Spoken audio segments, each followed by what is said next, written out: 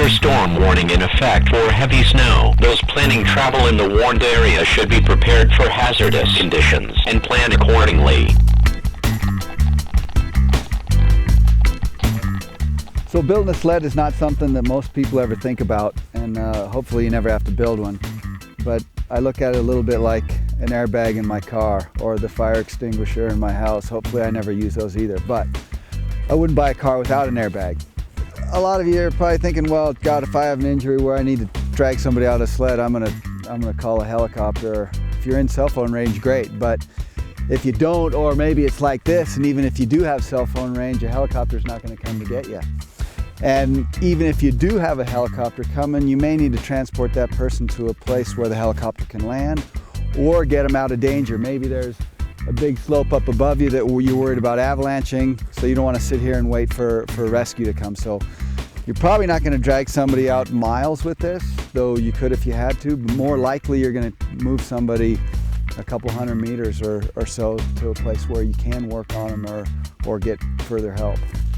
So the ability to build a sled with what you have with you makes a ton of sense, because carrying around an extra 2 or 3 pounds or 4 pounds for a sled that you'll most probably never use, people aren't going to do it. So what we've done with the K2 Rescue Shovel Plus is put almost everything you need to build a sled right in this shovel.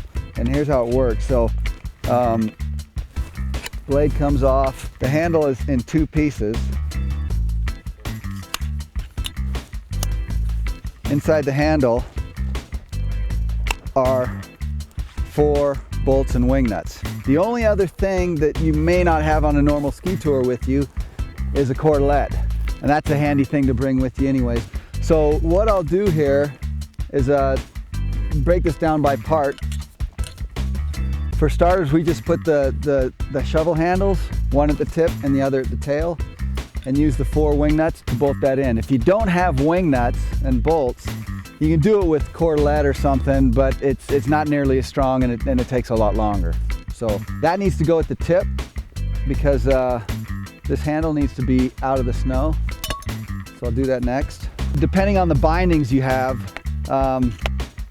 Dynafits can lock up. So I'll just turn those so that the brakes are out of the way.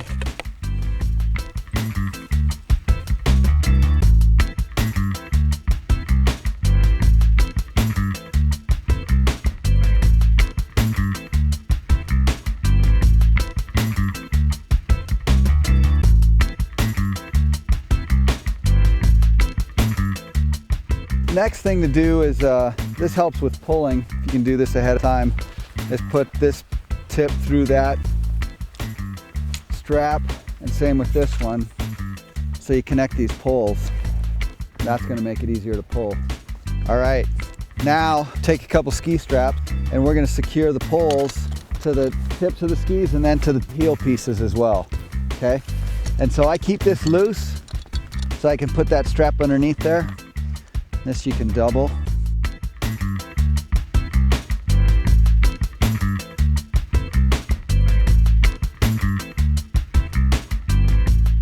So now it really helps to have extendable poles, because you can adjust them to the right length you want. For this, it works great to put it just right to the heel piece. Okay, and I'll do the same with this one. I just want to judge the length, and then I'll go ahead and clamp them down. And then you take the shovel blade, and we're going to suspend the shovel blade right between the 2 bindings like that. Depending on the bindings you have, depending on your ski length, all this ends up being a little bit of freestyle. There's not a set way that you have to do this.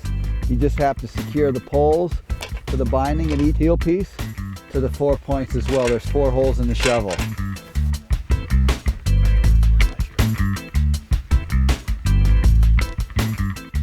All I did here is tie a clove hitch and wrap it around the heel piece there, okay? So now I'm going to take this and just wrap it around the pole a couple times and pull that to the center. I'll run it through the shovel blade.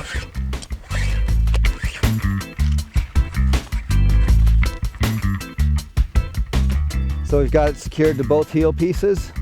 poles are secured to the heel pieces, as is the shovel blade. We'll do the same thing with the shovel blade and the toe pieces.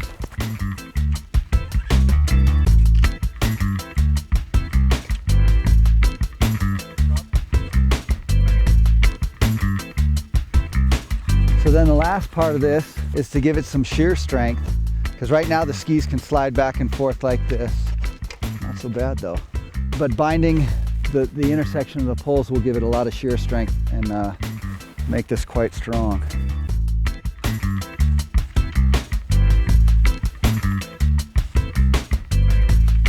That's essentially the sled, and then I'll just tie this off with a blocking knot. And we're ready to put the victim on. And you can see it's pretty sturdy.